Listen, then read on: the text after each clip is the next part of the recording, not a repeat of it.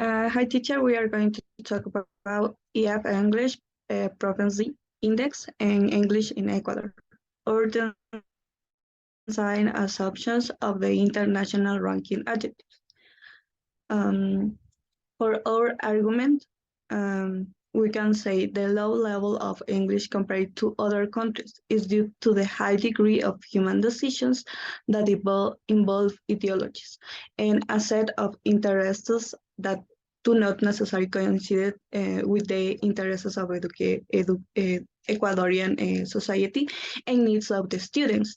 And that involves to that teachers and students need to a better quality for education and to see the necessities for communicate in the world by the English language.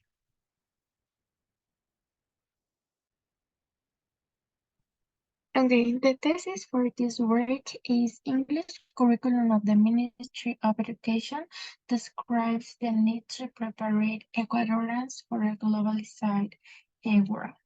Also, the aim of this work is to question the objectivity of EFEPI, Education First English Proficiency Index, because there are described three assumptions of the Ecuador's English proficiency.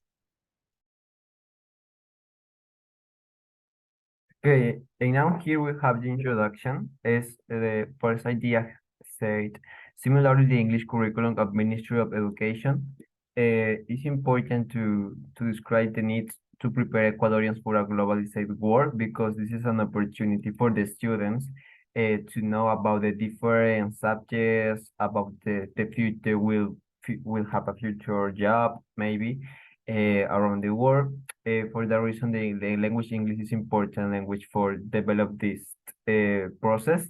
And another idea is for the development of the large scale evaluation, there are standardized tests that seek to measure student performance and compare their quality international standards.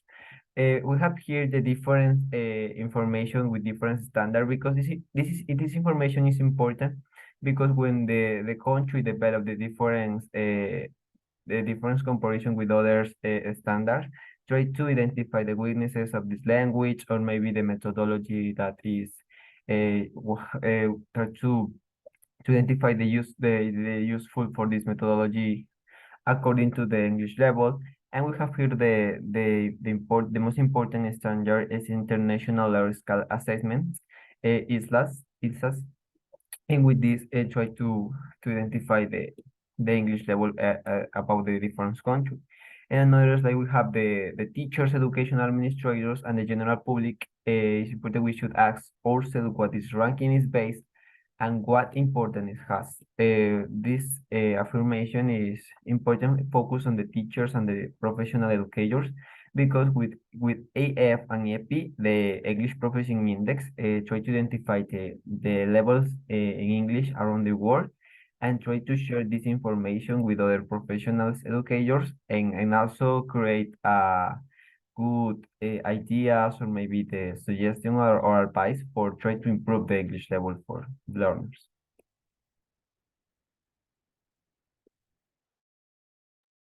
Okay, about the all information that we can find in this paper, large-scale international assessment are standardized tests implemented in several countries to measure students' performance and compare the quality of the education system across country.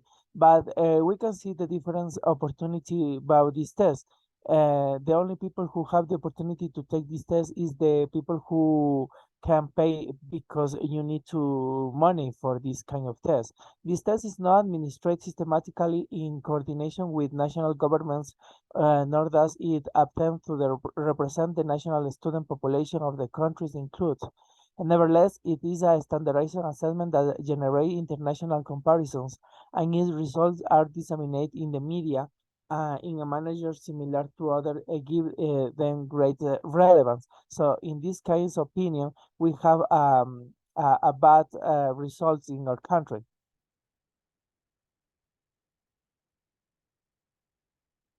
This investigation, we can find assumptions, three assumptions. The first assumption is the EF ranking represents Ecuador English proficiency. The test taking population represent in the index is self-select and not guaranteed to be representative. Only those who want to learn English or are curious about their English skill will participate in one of these tests. This could seek a score low or higher than those of general population. Um, in this case, all the results are include with the population. In the table, we can see results of the level of English according to the data of the last 10 years. We can realize the level of English in Ecuador, but according to the information, we have several problems with this test because we can see, for example, discriminatory in this test because only the people who have the money can take this test. And EF-EPI doesn't not give a concrete result at the population level because only the people who want to take this test are in the information. Second assumption, the comparison of country is mindful, evidence, and impartial.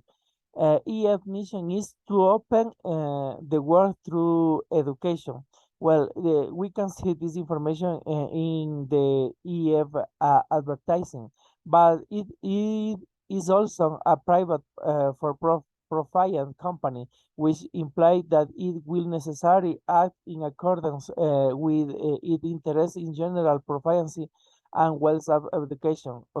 In this case, we can find a lot of information, but in if you have a country where you can pay this test, you can have a higher level.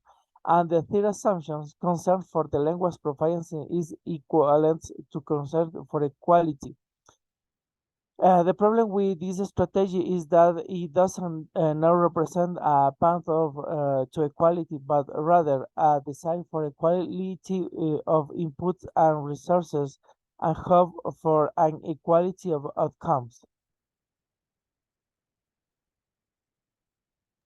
Okay, after hearing to the most important points mentioned by my partners, we can say that in Ecuador there is a low level of English compared to other countries. This can be because of two important points.